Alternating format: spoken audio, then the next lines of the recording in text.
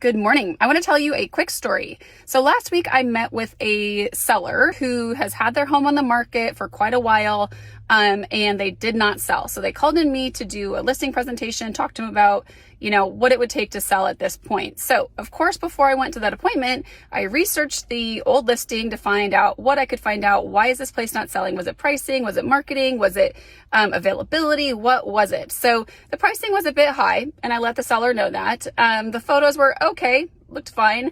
But the biggest thing that stood out to me was that in the private remarks, which means agent only remarks that we can see, it states that the sale of that home was contingent upon the seller finding a new home. So why is that a problem? Well, it's a problem because a buyer would have to come in, make an offer, the seller would accept it, they would go through all their inspections.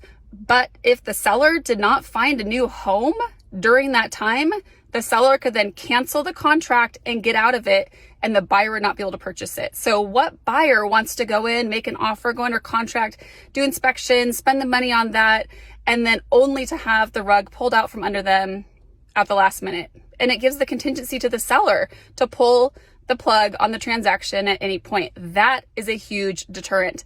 And I did tell that to the seller that if we go back on the market, you have got to take that out of the remarks. That cannot be a contingency on your